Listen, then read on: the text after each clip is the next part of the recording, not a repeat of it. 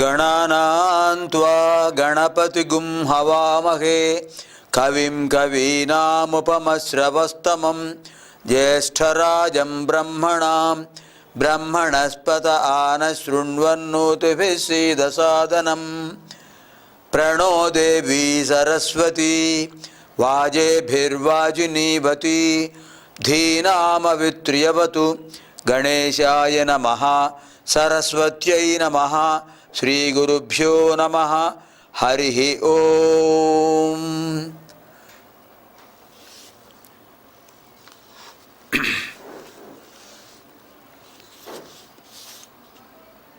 ACT వారి ఓం ప్రసార మాధ్యమం ద్వారా ప్రసారమవుతున్న భారతీయ సంస్కృతి వైభవ కార్యక్రమానికి అందరికీ స్వాగతం, శుభస్వాగతం.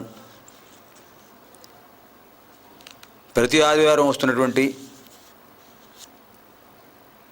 భారతీయ సంస్కృతి కార్యక్రమంలో భాగంగా ఋగ్వేదం అధ్యయనం మనం చేస్తున్నాం.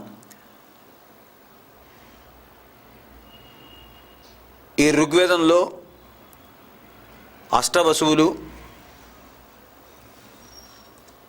ఏకాదశ రుద్రులు, ద్వాదశ ఆదిత్యులు, ద్యావా పృథివి, 33 దేవతల్ని దర్శించినటువంటి ఋషులు 42 మంది, విశ్వామిత్రుడు, వైశ్వామిత్ర మధుచ్ఛందుడు, గౌతముడు, శక్తి మహాముని, పరాశరుడు, అగస్త్యుడు, వశిష్ఠుడు, ఇలాంటి మహానుభావులందరూ మనకి మంత్రద్రష్టలుగా కనిపిస్తున్నారు ఋగ్వేదంలో. ఇంకా మునిపత్నులు మంత్ర దర్శనం చేసినటువంటి మునిపత్నులు అరుంధతీదేవి, లోపాముద్రాదేవి,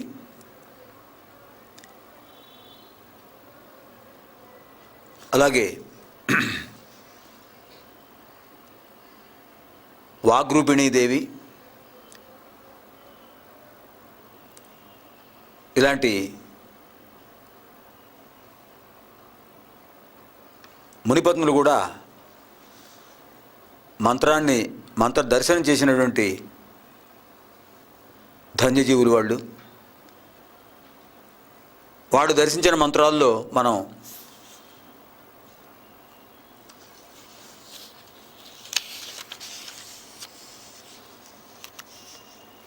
ముప్పైవ సూక్తం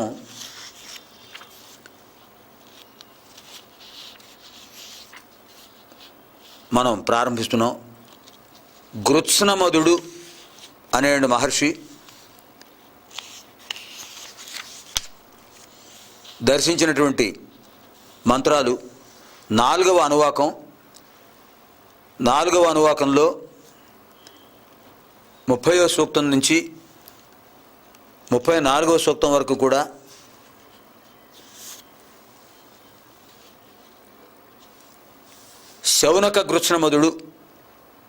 శౌనకుడు, గృత్స్నమధుడు, అలాగే కూర్ముడు అనేటటువంటి ద్రష్టలు, మంత్రద్రష్టలు దర్శించిన మంత్రాలు మనం తెలుసుకుందాం.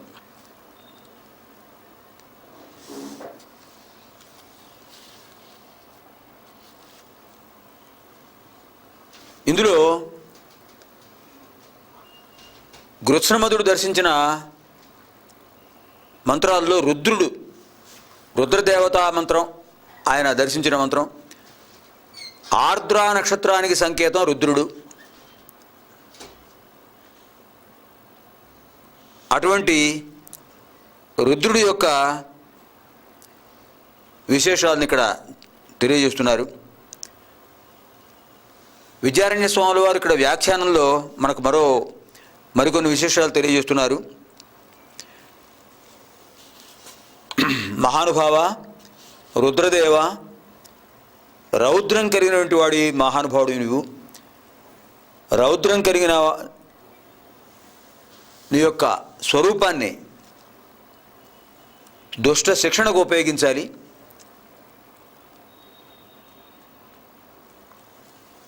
క్రోధ స్వభావం, రౌద్ర స్వభావం దుష్ట శిక్షణకు ఉపయోగిస్తుంది. మాకు ఎప్పుడు నీవు శివస్వరూపుడివే, శంకర స్వరూపుడివే. శం కరోతీతి శంకర, శుభాన్ని సుఖాన్ని కలిగించేవాడివి. అటువంటి నీ యొక్క శక్తి వల్ల మేము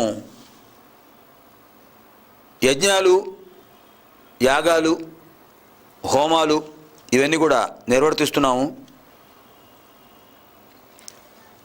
నీ యొక్క అనుగ్రహం వల్లనే ఆర్ద్రా నక్షత్రం ఆకాశంలో తన తేజస్సును మాకు అనుగ్రహింపజేస్తుంది.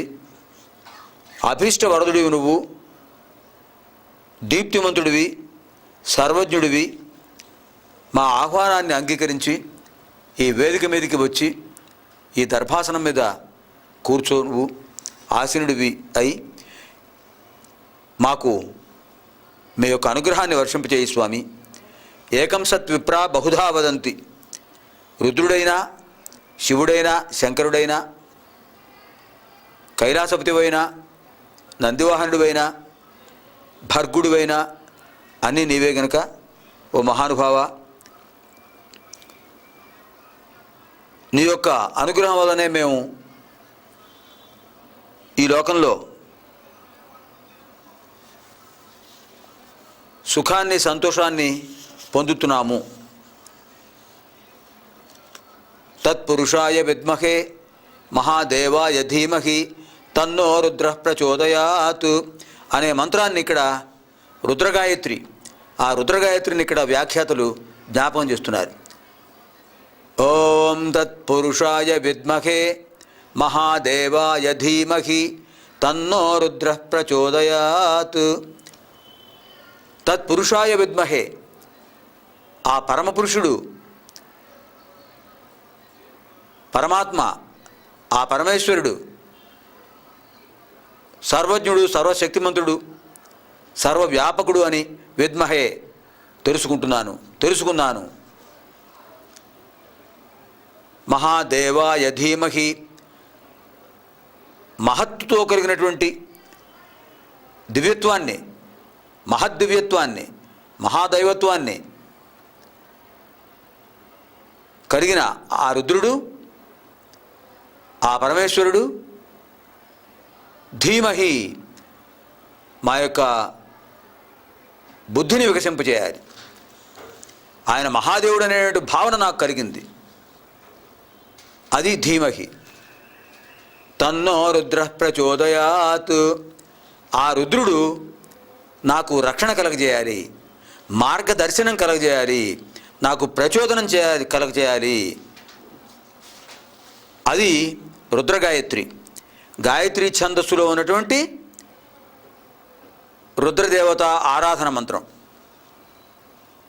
అని ఇక్కడ మనం ఆ మంత్రాన్ని జపం చేయాలి అని చెప్పారు. ఈ రుద్రుడి యొక్క అనుగ్రహంతోనే ఇంద్రాగ్నులు, మరుత్తులు, అశ్విని దేవతలు, ఆదిత్యులు అందరూ కూడా వాళ్ళ యొక్క బాధ్యతలు నిర్వహిస్తున్నారు అని గృత్స్నమదుడు మనకు వివరిస్తున్నాడు. అదేవిధంగా శరీరమాద్యం ఖలు ధర్మ సాధనం. ధర్మాన్ని సాధించాలంటే శరీరం అనే సాధన ఉండాలి. శరీరం అనే సాధనే లేకపోతే ధర్మాన్ని ఆర్జించలేము. ధర్మాన్ని ఆర్జించకపోతే జీవితం సార్థకం కాదు. అటువంటి శరీరాన్ని సక్రమంగా మనం ధర్మ సాధనకు ఉపయోగించాలంటే భగవద్ అనుగ్రహం కావాలి. అటువంటి అనుగ్రహాన్ని కలగజేసేవాడే రుద్రుడు. అటువంటి రుద్రుడు యొక్క అనుగ్రహం పొందడం కోసం ఈ రుద్రగాయత్రి చేయాలి, రుద్రగాయత్రి జపం చేయాలి అని ఇక్కడ వ్యాఖ్యాతలు చెప్పారు. తరువాత అగ్నిహోత్రుని గురించి శౌనక మహాముని చెప్తున్నాడు. శౌనకుడు అగ్నిహోత్రుడు యొక్క మంత్రాన్ని దర్శిస్తున్నాడు. అగ్నిహోత్రుడిని చాలామంది ఋషులు చాలా రకాలుగా దర్శించారు. ఇక్కడ మనకి మరో రకమైనటువంటి కోణంలో దర్శింపజేస్తున్నాడు. ఇక్కడ వ్యాఖ్యాతలు చెప్పింది ఏంటంటే, తేజోమయ అగ్నిహోత్ర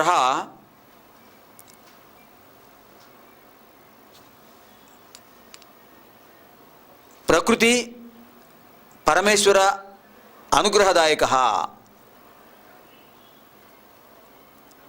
తేజసా ఏవ వయం జీవామహ అని చెప్పారు. ప్రకృతి పురుషుల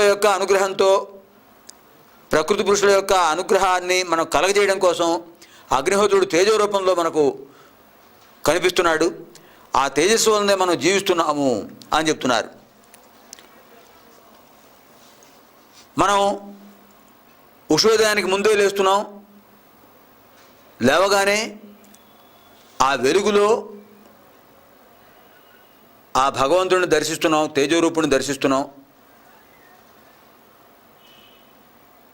ఉషోదయంతో ప్రారంభమై సూర్యాస్తమయం వరకు మనకు తేజస్సు కనిపిస్తూనే ఉంటుంది. నక్షత్రోదయం అయిన తర్వాత ఆ తేజస్సు ఆహ్లాదకరంగా ఉంటుంది. ఈ రకంగా దివాకర నిశాకర ఇద్దరు కూడా తేజోరూపులై అగ్నిహోత్రుడి యొక్క స్వభావాన్ని మనకు దర్శింపజేస్తున్నారు. ఇక్కడ కాంతి, ఉష్ణం ఈ రెండు తేజస్సు లక్షణాలు. కాంతినివ్వటం, వెలుగునివ్వటం, వేడిగా ఉండటం, వెలుగు వేడి ఈ రెండు కూడా అగ్నిహోత్రుడి లక్షణాలు. ఈ రెండింటి గురించి చెప్తూ మనకి తేజోబిందు ఉపనిషత్తు అనే ఒక ఉపనిషత్తు ఉంది. ఆ తేజోబిందు ఉపనిషత్తుని ఇక్కడ వ్యాఖ్యాతలు పరిచయం చేస్తున్నారు. ఆ తేజోబిందు ఉపనిషత్తులో మనకు చాలా విషయాలు చెప్పారు. ఈ తేజస్సును మన జీవితంలో ఏ రకంగా ఉపయోగించుకుంటున్నాము అనేది మనం ఇక్కడ చెప్తున్నారు. ఆ తేజోబిందు ఉపనిషత్తు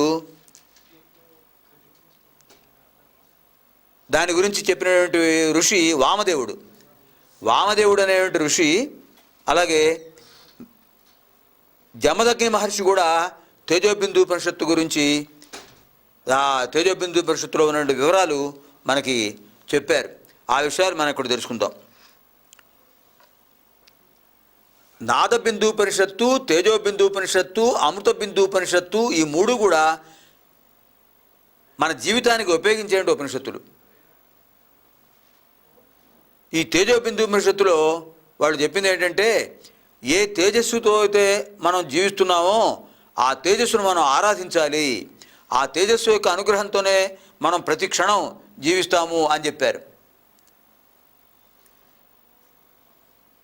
ఇక్కడ ఏ విధంగా తేజస్సును మనం ఆరాధించాలి అనే దానికి ఏం చెప్పారంటే, బ్రాహ్మీ ముహూర్తంలో లేచి స్నాన సంధ్యావందనాదులు పూర్తి చేసుకుని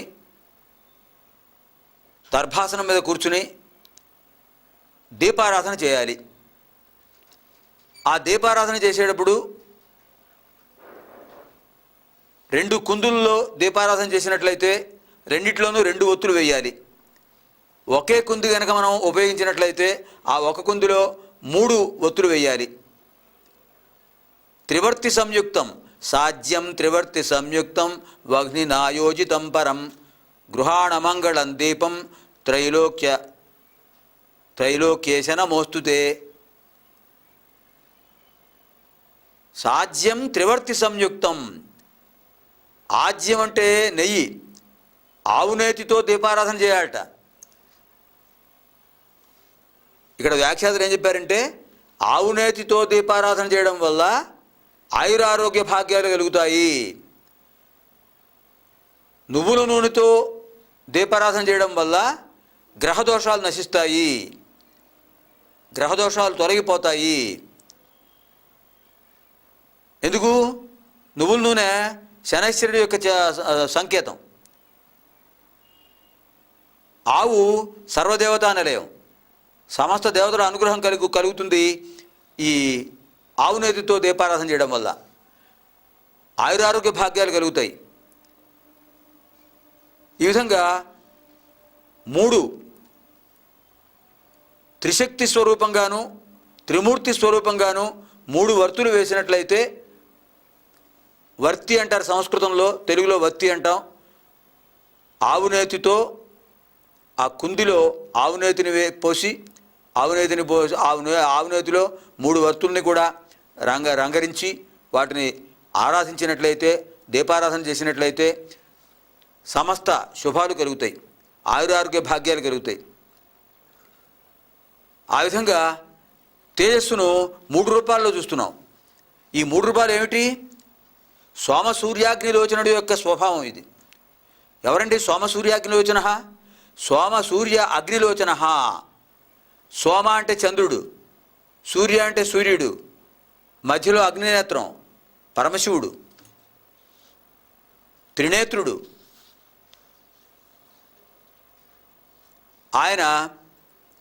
ఆయన స్వరూపమే త్రివర్తి సంయుక్తం. అందుకనే చెప్పారు ఈ శ్లోకంలో, యజుర్వేదంలో చెప్పిన మంత్రం ఇది. సాధ్యం త్రివర్తి సంయుక్తం వగ్నినాయోజితం ప్రియం గృహాణమంగళం దీపం త్రైలోక్యేశ నమోస్తుతే. త్రిలోకాలకు ఈశ్వరుడైన పరమేశ్వరుడిని ఆరాధిస్తూ మనం ఆవునేతితో 3 వర్తుల్ని వెలిగించి సోమ సూర్యాగ్ని లోచన మూర్తిగా ఆయన్ని భావించి ఆరాధించడం శ్రేయస్కరము అని చెప్తున్నారు. ఇలా ఆరాధించిన తర్వాత ఆ కుందికి కుంకుమతో 3 చోట్ల అలంకరణ చేయాలి. తర్వాత ఆ మూర్తిని స్మరిస్తూ 3 సార్లు ఓంకారం చేయాలి. 12 మాత్రాత్మకంగా ప్రాణాయామపూర్వకంగా 3 సార్లు ఓంకారం చేసిన తర్వాత సరిగ్గా ఆ 3 జ్యోతుల్ని కూడా 3 జ్యోతి స్వరూపాలని కూడా మనం 3 చోట్ల కూడా ధ్యానించాలి. ఇది తేజోబిందు ఉపనిషత్తులో చెప్పింది. భగవాన్ సత్యసాయిబాబా వారు పుట్టపర్తి ప్రశాంతి నిలయంలోను, బెంగళూరు బృందావనంలోను ఆ పాఠశాల, కళాశాల, విశ్వవిద్యాలయ విద్యార్థులందరికీ కూడా వేరువేరుగా వాళ్ళని కూర్చోబెట్టి ఒక్కొక్క రోజు ఒక్కొక్కళ్ళకి ఈ తేజోబిందు ఉపనిషత్తులో ఉన్న విషయాలు చెప్పారు ఆయన. దీన్ని జ్యోతి ధ్యానం అని చెప్పారు స్వామి. జ్యోతి ధ్యానంతో సర్వరోగ నివారణ అవుతుందండి. అది ఇక్కడ మనకి వ్యాఖ్యాతలు చెప్పింది. వేదాల్లోనూ ఉపనిషత్తుల్లోనూ ఉన్న విషయాన్ని స్వామి చాలా సులభమైన పదాలతో అందరికీ ఉపదేశించి, అందరి చేత చేయించి, భావి భారత పౌరుల చేత జ్యోతి ధ్యానం చేయించి వాళ్ళని గొప్ప పౌరులుగా తయారు చేస్తున్నారు. ఆ స్వామి యొక్క అడుగుజాడల్లోనే ఇప్పటికీ ఆ విశ్వవిద్యాలయాల్లో ఆ విద్యార్థులు వేదం, సంస్కృతం నేర్చుకుంటూ జ్యోతి ధ్యానం చేసుకుంటూ జీవితాన్ని ధన్యం చేసుకుంటున్నారు. కేవలం భారతీయ విద్యార్థులే కాదండి, విదేశీయ విద్యార్థులు కూడా ఎంతోమంది అక్కడ నేర్చుకుంటున్నారు. అది స్వామివారి యొక్క సేవాభావం. అటువంటి సేవ ఎవరు చేస్తారండి? ఉచితంగా విద్యాదానం, ఉచితంగా అన్నదానం, ఉచితంగా వస్త్రదానం, ఉచితంగా వసతి గృహం, విద్యార్థులకు ఎటువంటి సమస్య రాకుండా వాళ్ళ ఆధ్యాత్మిక మార్గంలో పెడుతూ లౌకిక విద్యలతో పాటు పారమార్థిక విద్యను కూడా నేర్పుతున్నారు. ఆ పారమార్థిక విద్యలో భాగమే తేజోబిందు ఉపనిషత్ విషయం. ఆ రకంగా మనం నిటారుగా కూర్చోవాలి, పద్మాసనం మీద కూర్చోవాలి, లేదా సుఖాసనంలో కూర్చోవచ్చు. అలా కూర్చుని ఎడమ చేతి మీద కుడి చేతిని పెట్టుకుని 3 జ్యోతుల్ని తదేకంగా అలా చూస్తూ, తర్వాత కళ్ళు మూసుకుని ఆ 3 జ్యోతుల్ని కూడా 3 చోట్ల కూడా సరిగ్గా ఇక్కడ కూడా 3 నేత్రాలు ఉన్నాయి. నేత్రత్రయాయ వషటు అంటుంటాం మనం సంధ్యావందనంలోనూ. దిగ్బంధం చేసేటప్పుడు లలితా సహస్రనామం కానీ, విష్ణు సహస్రనామ స్తోత్రం కానీ చేసేటప్పుడు, ఆదిత్య హృదయం స్తోత్రం కానీ చేసేటప్పుడు ముందు దిగ్బంధం చేస్తారు. దిగ్బంధం చేసుకుని చేస్తే దానివల్ల, ఆ స్తోత్రం వల్ల మనకు ఫలితం కలుగుతుంది. దిగ్బంధం చేయకుండా స్తోత్రం చేస్తే మనకు ఏవైనా ఆటంకాలు కలగచ్చు, దుష్టశక్తులు ఆవహించవచ్చు. మనం చేసే సత్కార్యక్రమం నిష్ప్రయోజనం అవ్వచ్చు. అందుకని ఎప్పుడైనా సరే ఆదిత్య హృదయ స్తోత్రం కానీ, విష్ణు సహస్రనామ స్తోత్రం కానీ, లలితా సహస్రనామ స్తోత్రం కానీ చేసినప్పుడు, అలాగే మణిద్వీప వర్ణన దేవి భాగవతంలో 10వ అధ్యాయం నుంచి 12వ అధ్యాయం వరకు ఉన్నటువంటి శ్లోకాలు మణిద్వీపం, అమ్మవారు లలితాపరాభట్టారిగా ఉన్నటువంటి ఆ ద్వీపం వర్ణన ఉంటుంది. మణిద్వీప వర్ణన ఇవన్నీ ఎప్పుడు చేసినా సరే దిగ్బంధం చేసి చేయాలి. దిగ్బంధం చేసినప్పుడు ఏం చేస్తారు? నేత్రత్రయాయ వషటు అంటారు. నేత్రత్రయాయ వషటు అంటారు. అంటే ఏమిటి అర్థం? 3 నేత్రాలు అక్కడ పరమేశ్వరుడికి ఉన్నాయి, మనకు కూడా 3 నేత్రాలు ఉన్నాయి. ఎందుకంటే పరమేశ్వరుడు మనలో ఉన్నాడు కనుక. అవే సోమసూర్యాగ్ని లోచనాలు. దీన్ని జ్ఞానాగ్ని అంటారు, జ్ఞాననేత్రం అంటాం. అదే ఆజ్ఞాచక్రం అంటారు, జీవాత్మ స్థానం అంటాం. కనుక మనం వెలిగించిన ఆ 3 వర్తులు కూడా, ఆ 3 వర్తుల్ని కూడా ఎడమ కంటి స్థానంలోను, కుడి కంటి స్థానంలోను, మధ్యలో జ్ఞాననేత్ర స్థానంలోను ఆ 3టిని కూడా స్థాపించాలి, ప్రతిష్ఠించాలి. కళ్ళు మూసుకుని ఆ 3 ఈ 3 స్థానాల్లో ఉన్నట్టుగా ధ్యానించాలి. ధ్యానించి అక్కడి నుంచి మనం జ్యోతి ధ్యానం ప్రారంభించాలి. ఈ జ్యోతి ధ్యానం చేసినప్పుడు మనస్సులోనే ఓంకారం చేసుకుంటూ ఉండాలి. దీన్ని అంతర్దర్శనం, అంతఃశ్రవణం లేదా అంతర్వీక్షణం అంటారు. మనలో ఓంకారం లోపల మనసులో జరుగుతుండాలి. ఓంకారాన్ని పైకి ఉచ్చరించక్కర్లేదు, లోపల ఆ నాదం జరుగుతుండాలి. ఆ నాదం జరుగుతున్నంతసేపు మనం ఎప్పుడైతే ఇక్కడ 3 జ్యోతుల్ని వెలిగించామో లోపల, ఆ 3 జ్యోతులు కూడా ఈ ఆజ్ఞాచక్రం నుంచి, ఈ ఆజ్ఞాచక్రంలో ఉన్నప్పుడు ఆ సహస్రార చక్రం నుంచి దీనికి కాంతి వస్తూ ఉంటుంది. సహస్రార చక్రంలో పరమాత్మ ఉన్నాడండి, ఇక్కడ ఆజ్ఞాచక్రం ఉంది. ఈ ఆజ్ఞాచక్రంలోకి సహస్రార చక్రం నుంచి కాంతిపుంజం వస్తుంటుంది. ఆ కాంతిపుంజం 3 జ్యోతుల్లోనూ విస్తరించి ఉంటుంది. ఆ 3 జ్యోతుల్ని కూడా క్రమక్రమంగా మన నేత్రాలని పవిత్రం చేసుకోవాలి, ఆ వెలుగుతో నింపాలి. తర్వాత అలా వెలుగుతో నించినట్టు మన భావన కలుగుతుండాలి. లేదా జ్యోతి ధ్యానం అంటారు. ఈ జ్యోతి ధ్యానంతో తర్వాత నెమ్మదిగా భుజాలు, విశుద్ధ చక్రం, బాహువులు, అనాహత చక్రం, వక్షస్థలం, మణిపూరక చక్రం, నాభిస్థానం, తర్వాత స్వాధిష్టాన చక్రం, తర్వాత ఇక్కడ విశుద్ధి చక్రం, ఆకాశస్థానం, విశుద్ధి చక్రం, ఆకాశస్థానం, వాయుస్థానం, అనాహత చక్రం, అగ్నిస్థానం, మణిపూరక చక్రం, స్వాధిష్టానం, జలస్థానం, జలతత్వం, మూలాధారం, భూతత్వం, పృథ్వీతత్వం. ఇలా ఒక్కొక్క శరీర భాగాన్ని దాన్ని పవిత్రం చేసుకుంటూ, వెలుగుతో నింపుకుంటూ, శరీరంలో ఉన్న మాలిన్యాన్నంతటినీ పోగొట్టుకుంటూ, శరీరం అంతా పరిశుభ్రంగా పవిత్రంగా కాంతివంతంగా చేసుకుంటూ ఆ జ్యోతులను 3 నెమ్మదిగా దిప్పుతుండాలి. ఆ 3 జ్యోతులు నెమ్మదిగా శరీరం అంతా దిగుతుంటాయి. ఆ 3 జ్యోతులు శరీరం అంతా వెలుగుతో నింపుతుంటాయి.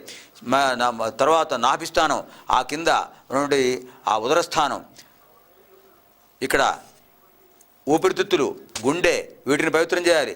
ఆ తర్వాత కింద ఉన్నటువంటి జీర్ణకోశ వ్యవస్థను, ఇక్కడ శ్వాసకోశ వ్యవస్థ, జీర్ణకోశ వ్యవస్థ, తర్వాత విసర్జకావయవ వ్యవస్థ, ఈ భాగాలన్నింటినీ, అలాగే నడుము, తొడలు, మోకాళ్ళు, పాదాలు, అలాగే జంఘ, పిక్క భాగాలు, తర్వాత పాదాలు అన్నిటినీ కూడా చివరి వరకు వెళ్ళి మళ్ళీ అక్కడి నుంచి మళ్ళీ ఒకసారి అన్నింటినీ పవిత్రం చేసుకుంటూ జ్యోతి అలా పైకి రావాలి. పైకి వచ్చేసి ఆజ్ఞాచక్రానికి రావాలి. మళ్ళీ ఇక్కడ ఉంచిన 3 జ్యోతులు కూడా ఒక్కసారిగా ఏకత్రితం అవ్వాలి. ఏకత్రితం అయిపోయి ఈ 3 కూడా సహస్రారంలో కలిసిపోవాలి. ఇది జ్యోతి ధ్యానం. దీనికి 5 నిమిషాల కంటే ఎక్కువసేపు పట్టదు. అటువంటి జ్యోతి ధ్యానాన్ని చేయాలని మనకి ఋగ్వేదంలో తేజోబిందు ఉపనిషత్తులో చెప్పారు. ఇటువంటి పవిత్రమైనటువంటి కార్యక్రమం ఇవాళ జరిగింది. మహానుభావుడు శౌనక మహాముని చెప్పినటువంటిది. దీనికి వ్యాఖ్యానంలో విద్యారణ్య స్వాముల వారు మనకి ఈ విషయాలను తెలియజేశారు. కనుక మళ్ళీ ఆదివారం మనం ఈ తేజోబిందు ఉపనిషత్తు, నాదబిందు ఉపనిషత్తు 2 ఏ విధంగా ఉపయోగిస్తాయి, రెండిటికి తోడు అమృత బిందు ఉపనిషత్తు ఉంది. ఆ అమృత బిందు ఉపనిషత్తులో విశేషాలు కూడా మనం తెలుసుకుందాం.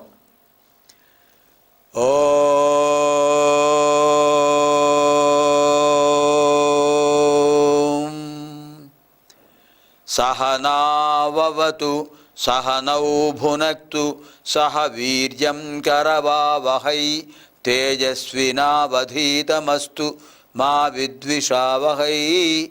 ఓం శాంతి శాంతి శాంతి. స్వస్తి ప్రజాభ్యః పరిపాలయంతాం న్యాయేన మార్గేణ మహీం మహీషాః. గోబ్రాహ్మణేభ్యః శుభమస్తు నిత్యం. లోకాః సమస్తాః సుఖినో భవంతు.